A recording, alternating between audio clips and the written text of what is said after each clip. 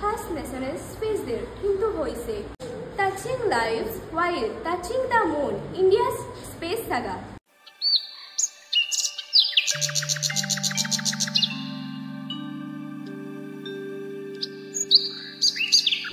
তোমালোকে ভিডিওটো দেখিলা তো এতিয়া তোমালোকে মোক কোৱা ফাৰ্স্ট ন্যাশনাল স্পেস ডে কেতিয়াৰ পৰা পালন কৰিবলৈ সাজু কৰা হৈছে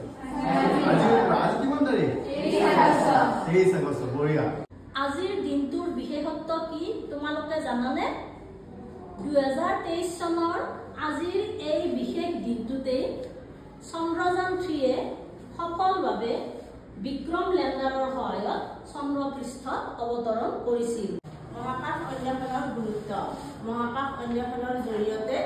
আমি পৃথিৱীৰ বাহিৰৰ নতুনকৈ আৱিষ্কাৰ হোৱা গ্ৰহ উপগ্ৰহ বা নক্ষত্ৰৰ বিষয়ে জানিব পাৰোঁ গতিকে ছাত্ৰ-ছাত্ৰীসকল আজি আমি এই মহাকাশ দিৱস উদযাপনৰ পৰা যি শিকিলো তোমালোকে যি শিকিলা তাৰ পৰা আমি এইটোৱে আশা কৰিম যে ভৱিষ্যতলৈ মহাকাশ বিজ্ঞানৰ বিষয়ে আগ্ৰহী হয় তোমালোকে যাতে মহাকাশৰ বিষয়ে অধ্যয়নৰ বাবে আগবাঢ়ি যোৱা তাৰ বাবে আমি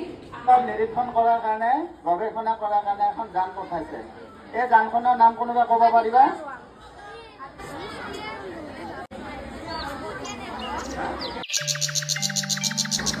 চন্দ্ৰযান 3 অভিযানৰ লগত জড়িত মহাকাশ গৱেষণা কেন্দ্ৰ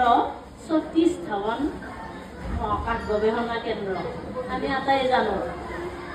মই সোধা প্ৰশ্নটো হ'ল সতীশ ধাৱন মহাকাশ গৱেষণা কেন্দ্ৰ